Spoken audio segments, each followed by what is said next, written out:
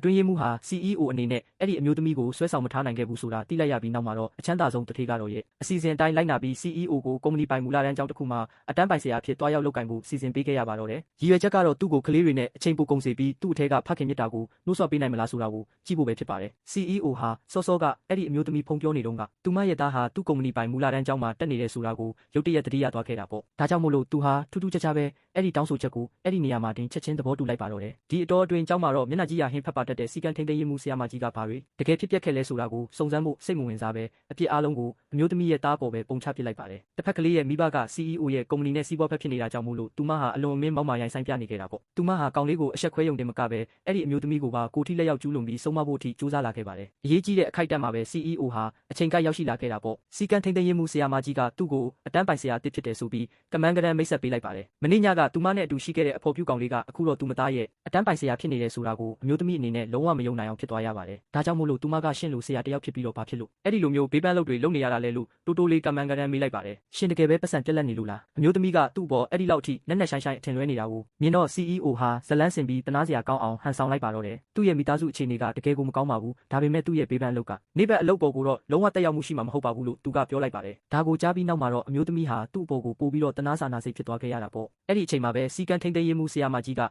မျိုးသမီးရဲ့သားကိုစပြီးဝေဖန်ပြစ်တင်ပါတော့တယ်။သူဟာယာယီပြောင်းရွှေ့လာတဲ့ကျောင်းသားတစ်ယောက်သာဖြစ်ပြီးကျောင်းလာခလည်းကြံနေသေးတယ်လို့သူမကထပ်ပြောခဲ့ပါသေးတယ်။တစ်ဖက်ကကောင်မလေးရဲ့မိသားစုကတော့အဆက်အသွယ်ရှိပြီး CEO ရဲ့ကုမ္ပဏီနဲ့စီးပွားဖက်ဖြစ်နေတာပါ။ဒါကြောင့်မို့လို့သူမကအမျိုးသမီးရဲ့သားကိုကျောင်းကနေထုတ်ပစ်ဖို့အကြံပြုလိုက်ပါတယ်။ဒါကိုကြားလိုက်ရပြီးနောက်မှာတော့အမျိုးသမီးရဲ့ကြောပြင်ကနေချွေးစေးတွေချက်ချင်းစီးကျလာခဲ့ပါတော့တယ်။သူ့အပိုင်းလိုက်အဖော်ပြူကောင်လေးအဖြစ်အလုပ်လုပ်နေတဲ့လှုပ်ဝက်ချက်ကိုပါသူမကတိထားတာမို့လို့ဒီတစ်ချိန်မှာတော့သူမအတွက်အခြေအနေမကောင်းတော့ဘူးလို့သူမတွေးလိုက်မိတာပေါ့။မထင်မှတ်ဖဲနဲ့ CEO ကကောင်မလေးရဲ့မိဘဟာကိုကျင့်တရားကင်းမဲ့ပြီးကျောင်းရဲ့ပညာရေးစံတန်ဖိုးတွေနဲ့ဆန့်ကျင်နေတဲ့ဆိုတဲ့အကြောင်းပြချက်နဲ့အဲ့ဒီကောင်မလေးကိုပဲကျောင်းကနေပြန်ထုတ်ပစ်လိုက်ပါတယ်။မျက်နှာကြီးဟာဟင်းဖက်ပါတတ်တဲ့စီကံထိန်သိမ်းရေးမှုဆရာမကြီးဟာအဲ့ဒီအမိဘနှစ်ယောက်ကိုရုံးခန်းထဲကနေချက်ချင်းမောင်းထုတ်ပစ်လိုက်ပါတော့တယ်။အဲ့ဒီနောက်မှာတော့ CEO ကအမျိုးသမီးရဲ့ကြံရှိနေတဲ့ကျောင်းခအကြောင်းကိုမေးမြန်းခဲ့ပါတယ်။သူကအစကတော့သူမကိုကူညီဖြေရှင်းပေးချင်ခဲ့တာပါ။ဒါပေမဲ့အမျိုးသမီးကတော့ရှက်ရှက်နဲ့ပဲကြံနေတဲ့ကျောင်းလက်ခကိုဒီတစ်ပတ်အတွင်းအခြေပေးသွင်းပါမယ်လို့ကတိပေးခဲ့ပါတယ်။အဲ့ဒီလိုပြောပြီးတာနဲ့သူမဟာအိတ်ကိုကမန်းကရန်ကောက်ယူပြီးထွက်သွားခဲ့ပေမဲ့သူမအသစ်ဆက်ရထားတဲ့ကွာရှင်းပြက်ဆဲခြင်းတက်တီခံလက်မှတ်ပြုတ်ကျကြံခဲ့တာကိုတော့သတိမထားမိခဲ့ပါဘူး။ CEO ကအဲ့ဒီကွာရှင်းစာချုပ်ကိုကောက်ယူပြီးတစ်ချက်ကြည့်လိုက်ပါတယ်။သူမဟာကွာရှင်းပြက်ဆဲပြီးသားဖြစ်နေတာကိုမြင်လိုက်ရတဲ့အခါမှာတော့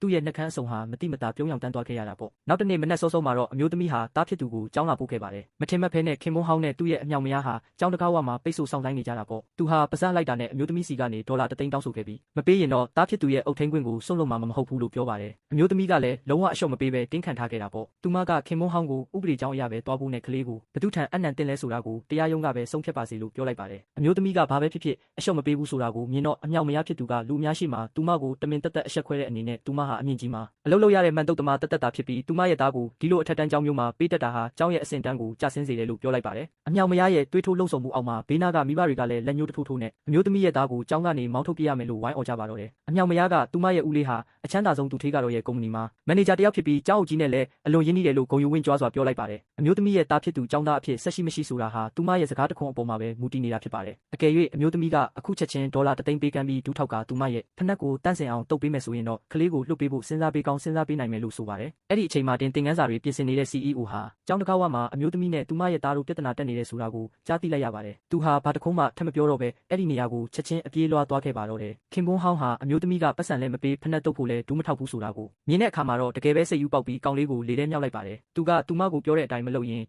်ကလေးကိုကြမ်းပြင်ပေါ်ရိုက်ချပစ်မယ်ဆိုပြီးအမျိုးသမီးကိုချင်းချောက်ပါတော့တယ်။အမျိုးသမီးဟာဘလောက်တောင်ကြောက်လန့်သွားလဲဆိုရင်တကိုယ်လုံးတုံရင်နေခဲ့ရရှာတာပေါ့။အမြောင်မယားကသူမတုံးအထိရေတွက်မဲ့အကယ်၍အမျိုးသမီးကလူများရှိမှဒူးမထောက်ပဲဖနက်မတုပ်ပေးသေးဘူးဆိုရင်တော့သူမရဲ့သားဟာကြောင်းတက်ခွင့်ဆုံးရှုံးယုံတင်မကပဲသူ့ရဲ့အရင်ခောက်ဖခင်အရင်ကိုယ်တိုင်ပြစ်ချလို့တေဆုံးသွားရလိမ့်မယ်လို့ပြောပါတယ်။အမျိုးသမီးဟာဒူးထောက်ပြီးဖနက်တုပ်ပေးဖို့ပြင်လိုက်စင်မှာတင်သားဖြစ်သူကမဒူးထောက်ဖို့သူမကိုလှမ်းတားလိုက်ပါတယ်။သူဟာယောက်ျားတစ်ယောက်ဖြစ်လို့နာကျင်တာကိုမကြောက်ဘူးလို့ပြောခဲ့ပေမဲ့ခင်မွန်းဟောင်းကတော့ဖခင်တစ်ယောက်မှရှိတဲ့နူးညံ့ညာတာမှုမျိုးအနှဲငယ်များပင်မရှိခဲ့ပါဘူး။သူဟာကလေးကိုပွင့်မြောက်ပြီးကြမ်းပြင်ပေါ်ကိုတကယ်ပဲပြစ်ချတော့မလို့လုပ်နေခဲ့တာပါ။အဲ့ဒီလိုအသက်နဲ့ခန္ဓာအဆုံးဖြတ်ပေးရမယ့်အရေးကြီးတဲ့အချိန်မှာပဲ CEO ဟာအချိန်ကိုက်ပေါ်လာပြီးကောင်လေးကိုကယ်တင်ပေးလိုက်ပါတယ်။အဲ့ဒီနောက်မှာတော့သူဟာခင်မွန်းဟောင်းကိုကြမ်းပြင်ပေါ်လဲကျသွားအောင်တက်ကြီးကန်ချပစ်လိုက်ပါတော့တယ်။ခင်မွန်းဟောင်းဟာအတန်ကုန်ဟစ်ပြီးဆဲဆူနေတော့မဲ့ဖြစ်ပေမဲ့သူဟာဘယ်တော့မှမစော်ကားတဲ့လူတစ်ယောက်ကိုတွားပြီးပြဿနာရှာမိသွားပြီဆိုတာကိုလုံးဝမသိရှိခဲ့ရှာပါဘူး